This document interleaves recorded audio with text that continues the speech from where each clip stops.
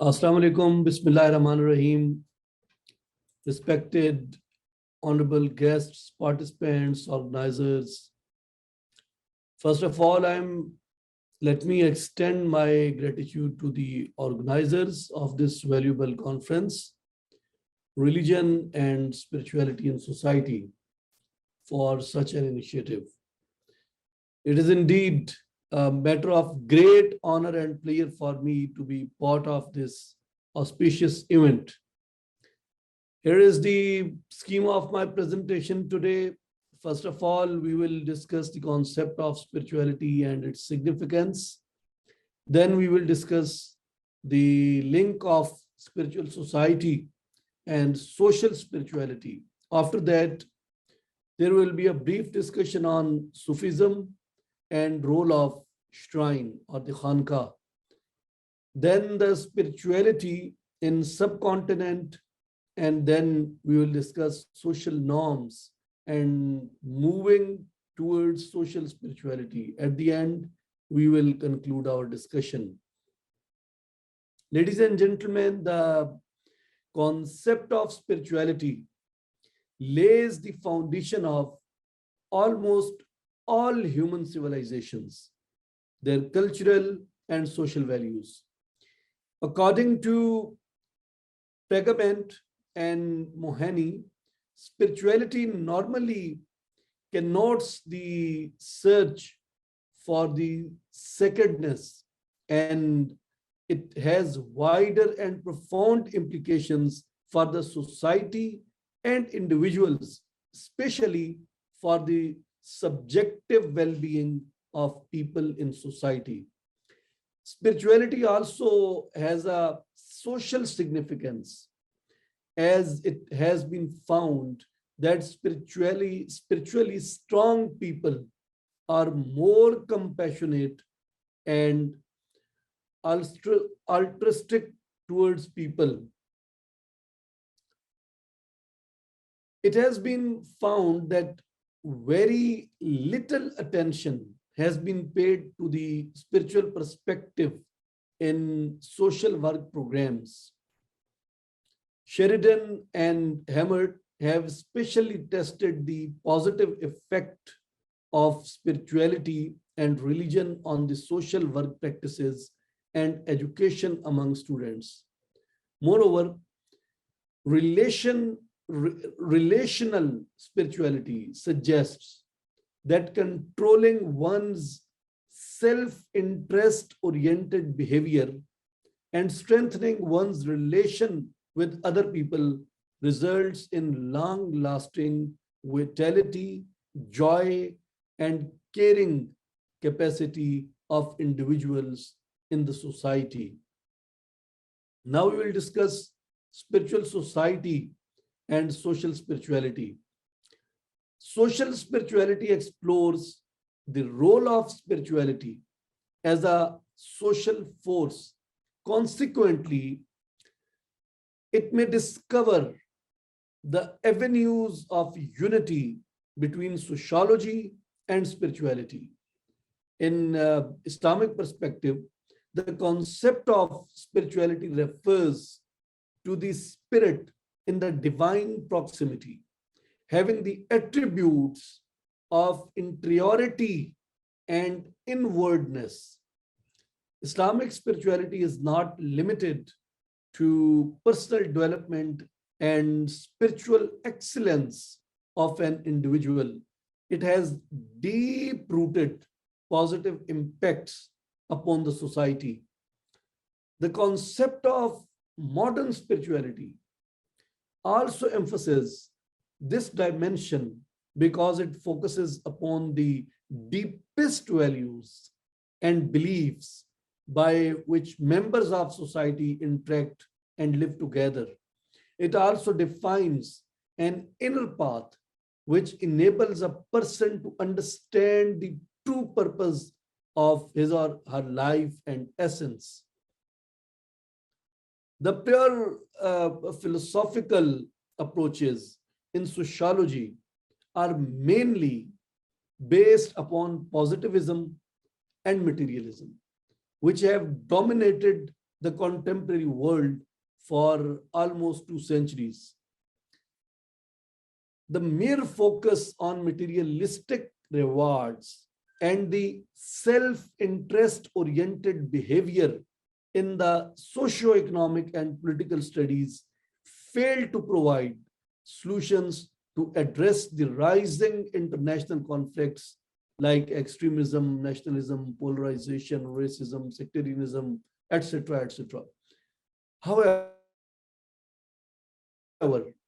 Link emphasizes upon the new approach of social spirituality, which takes spirituality as a social and dynamic force to restore the missing link with the sociology and theology. Now we will discuss about the Sufism and the role of shrine or the Khanka. It is well known that Sufis played an impressive role in spreading the peaceful message through their exemplary behavior. It is necessary to understand their spiritual practices that reshaped the societies by promoting the cultural integrity and social harmony. As propagator and practitioner of social spirituality, Sufis awakened the societies to get rid of social evils such as jealousy, greed, sadism, spitefulness, sectarianism, bigotry, discrepancy, and many things other. According to some scholars like Begum and Awan, the spiritual teachings of Sufis had a significant socio-moral relevance that is based upon the notion of social spirituality in subcontinent. The spiritual teachings of Sufism also strengthen the relationship between the members of the society based on multicultural tolerance and purified conscience. The role of shrine or the Khanka, a place where the followers and students of Sufis they meet and they perform their spiritual rituals, has been very prominent for shaping societies in the subcontinent.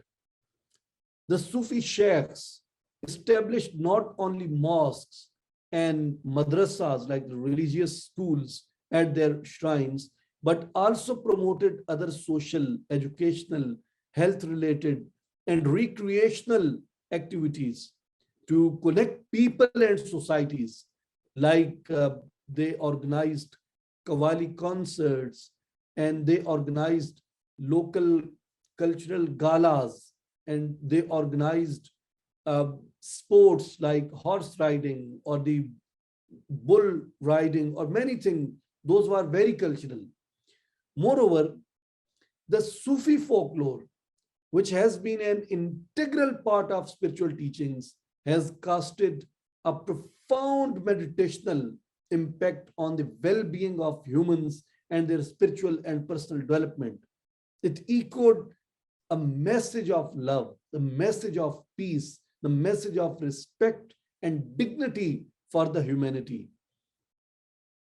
And if we discuss about the spirituality in subcontinent, the subcontinent is the land of spirituality, I mean, but especially through Islamic perspective, history of subcontinent is full of examples where Sufis embraced people from every caste, creed, color, or religious beliefs. In 1588, the fifth guru of the Sikh religion, Guru Arjan Dev Ji, invited a renowned Muslim Sufi, Baba Mia Mir, from Lahore to lay the foundation stone of Harminder Sahib, the golden temple in Amritsar, I mean, which is one of the holiest places in the Sikh religion. Likewise, the poetry of a very renowned Punjabi poet and a Muslim Sufi, Baba Fariduddin is the major part of the sacred text of the Sikhism, which was produced by Baba Guru Nanak Ji.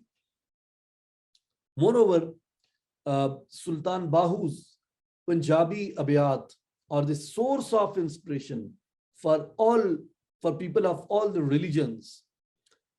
And hundreds of Sikhs and Hindus and Zoroastrians and Christians and people of all beliefs living in India, they visit to shrine of Muinuddin Chishti in Ajmer on daily basis.